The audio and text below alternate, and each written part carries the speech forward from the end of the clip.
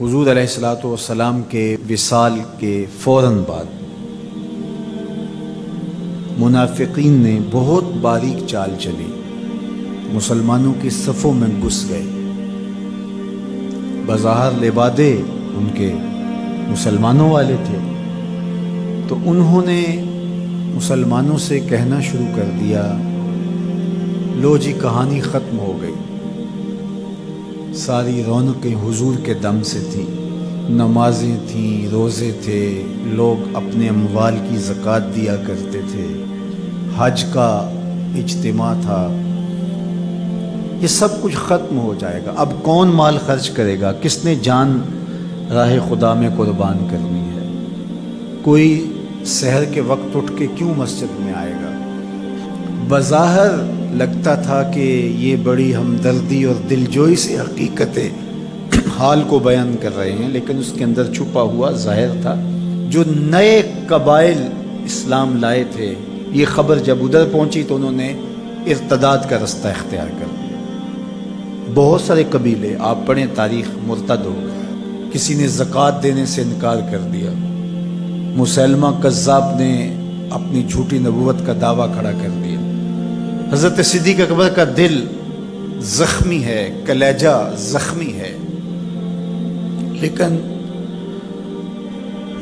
اب اس صورتحال کا جب آپ نے مشاہدہ کیا تو آپ آگے بڑھے اور ایک اونچے ٹیلے پہ کھڑے ہوئے لوگوں کو اشارہ کیا۔ لوگوں نے جناب ابو بکر رضی اللہ تعالیٰ عنہ کو دیکھا تو ادھر لپک کے آ گئے۔ تو حضرت ابو بکر صدیق رضی اللہ تعالیٰ عنہ نے مختصر خطاب کرتے ہوئے آپ نے کہا، لوگوں مجھے ایک بات بتاؤ، تم اللہ کی عبادت کرتے تھے کہ رسول اللہ کی عبادت کرتے تھے؟ لوگوں نے کہا کہ ہم اللہ کی عبادت کرتے تھے۔ تو کہا کہ اگر تو تم رسول اللہ کی عبادت کرتے تھے تو حضور وصال کر گئے، اور اگر تم اللہ کی عبادت کرتے تھے تو وہ آج بھی حی ہے، لا یموت ہے، اسے موت ہے ہی نہیں۔ پھر کہا، جس دین کے لیے میرے اور آپ کے آقا و مولا نے اپنی ساری زندگی لگا دی، کیا حضور کے وصال کر جانے کے بعد تم اس دین کو چھوڑ دو گے؟ تو لوگوں نے کہا، کیوں چھوڑیں گے؟ تو کہا، پھر اٹھو اور دین کا جھنڈا لے کے پوری دنیا پہ چھا جاؤ۔ تو آپ نے لوگوں کو سنبھالا۔ تو حضرت عبداللہ ابن مسعود رضی اللہ تعالیٰ عنہ فرماتے ہیں کہ اگر حضرت ابو بکر رضی اللہ تعالیٰ عنہ کے ذریعے سے اللہ ہمارے اوپر احسان نہ کرتا تو ہم ہلاک ہو جاتے۔ اس امت کو بکھرنے سے بچایا ہے، شیرازہ متحد رکھا ہے، تو وہ ذات سیدنا صدیق اکبر رضی اللہ تعالیٰ عنہ۔ اور حضور یہ سارے اشارے دے کر گئے تھے۔ ایک خاتون آئی، کوئی کام تھا اس کو، اس نے کہا، تو حضور نے فرمایا پھر آنا۔ تو اس نے کہا کہ اگر میں پھر آؤں تو آپ نہ ہوں، اس کی مراد یہ تھی کہ آپ وصال کر گئے ہوں۔ تو آقا کریم علیہ السلام نے فرمایا، اگر میں نہ ہوا ابو بکر تو ہوں گے، میں نہ ہوا تو ابو بکر کے پاس آ جانا۔ اللہ اکبر۔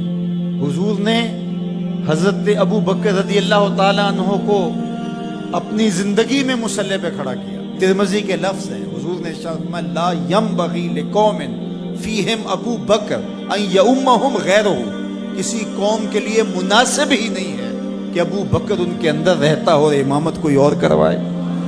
مروا ابا بکر فلیصلی بالناس، ابو بکر کو حکم دو کہ وہ لوگوں کو نماز پڑھائے۔ اور پھر مصلی پہ جا کے حضرت ابو بکر کھڑے ہوئے۔ 17 نمازیں حضور علیہ الصلوۃ والسلام کی حیات طیبہ کے اندر حضرت ابو بکر نے پڑھائی۔ اللہ اکبر۔ فرمایا، ما نفعنی مال احد قط ما نفعنی مال ابی بکر، مجھے کسی کے مال نے اتنا نفع نہیں دیا جتنا ابو بکر کے مال نے دیا۔ اللہ کے علاوہ اگر میں کسی کو خلیل بناتا تو ابو بکر کو بناتا، لیکن اللہ میرا خلیل ہے، جنہیں سیدہ کہول اہل الجنہ کہا گیا، جنت کے بوڑھوں کے سردار بنائے گئے۔ حضور نبی رحمت صلی اللہ علیہ وآلہ وسلم کی نیابت اور حضور علیہ الصلوۃ والسلام کی خلافت کا تاج ان کے سر پہ رکھا گیا، جن کی صحابیت کو میرے رب نے قرآن میں بیان فرمایا، اذ یقول لصاحبہ لا تحزن ان اللہ معنا۔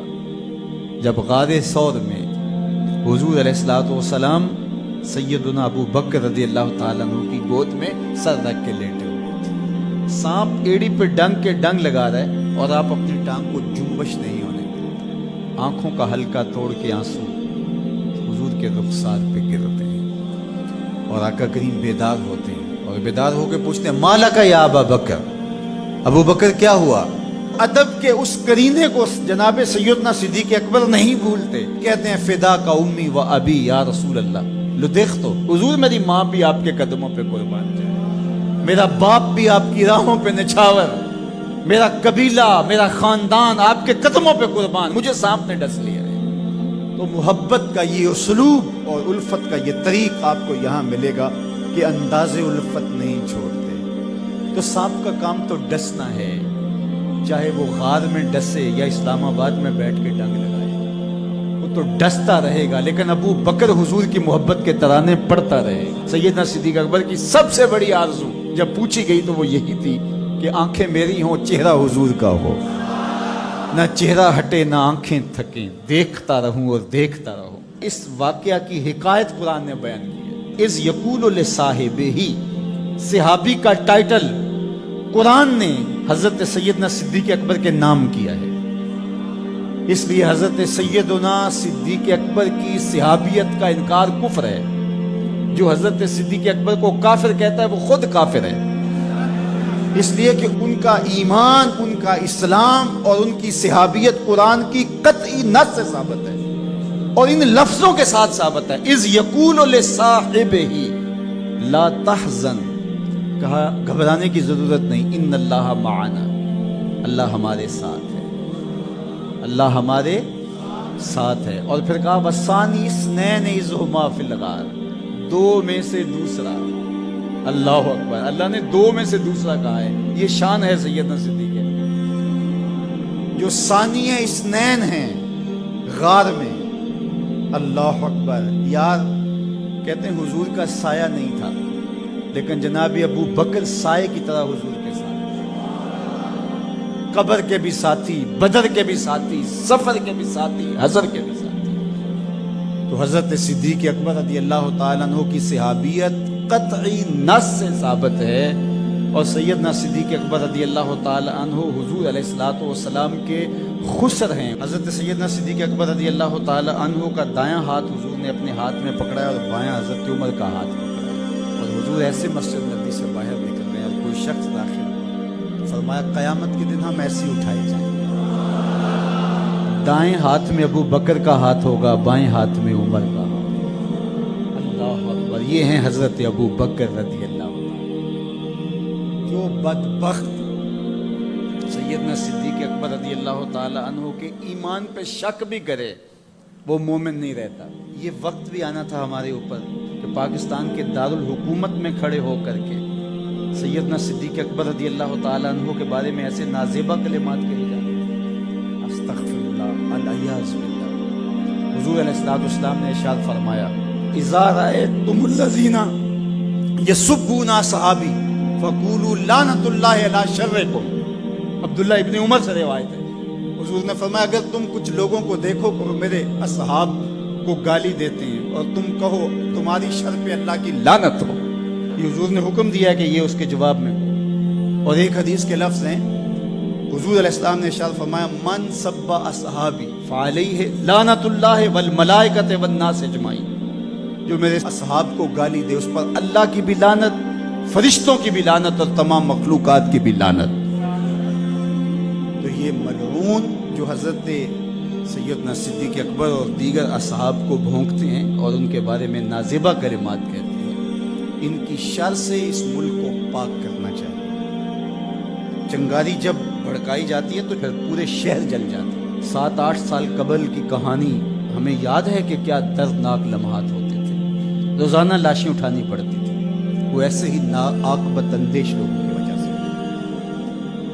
اگر اداروں نے اس میں تساہل برتا، سستی سے کام لیا، یا کسی شخص کی خوشنودی کے لیے انہوں نے پس و پیش کیا یا معاملے کو گول مول کرنا چاہا، تو حالات کنٹرول میں نہیں رہیں گے۔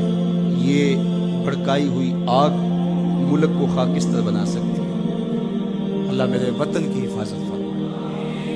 یہ ملک قربانیوں سے حاصل کیا گیا ہے، اور اس کے امن کو بحال کرنے کے لیے ہمارے اداروں نے بہت محنت کی ہے، بہت لوگوں نے قربانیاں دی ہیں۔ تو ایسے ناہنجار لوگوں، ایسے بدبخت لوگوں کو فوراً قانون اپنی گرفت میں لے، اور ایسے بد زبانوں کو لگام دینی چاہیے کہ جو اصحاب رسول کو بھونکتے ہیں اور اتنے سخت جملے کہتے ہیں۔ معاذ اللہ سیدنا صدیق اکبر کو کافر کہا جائے گا؟ جو صدیق میرے نبی کے دل کا چین ہے، جو اسلام کی بہار ہے۔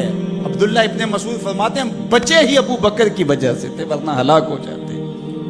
جس ابو بکر رضی اللہ تعالیٰ عنہ کو حضور نے مصلی پہ کھڑا کیا، جس ابو بکر رضی اللہ تعالیٰ عنہ پہ اتنا اعتماد تھا کہ ہجرت والی رات ان کا انتخاب کیا، حضرت سیدنا عمر رضی اللہ تعالیٰ عنہ نے حضرت ابو بکر رضی اللہ تعالیٰ عنہ کا ذکر کیا اور رو پڑے اور کہا کہ ابو بکر میری زندگی کی ساری نیکیاں لے لے اور غار والی ایک نیکی مجھے دے دے۔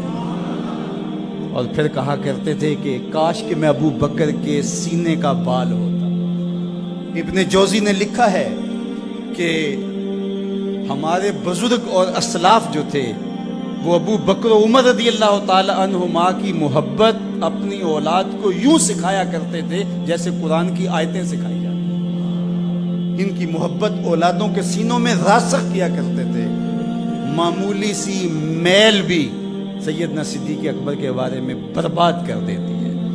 اللہ کے نبی کا ہر صحابی با کمال ہے، لیکن ابو بکر جے شک ہووی تے چل مدینے، جے شک ہووی تے چل مدینے، آ ویخ لے جوڑ مزاراں دا، بن یار نبی دیاں یاراں دا۔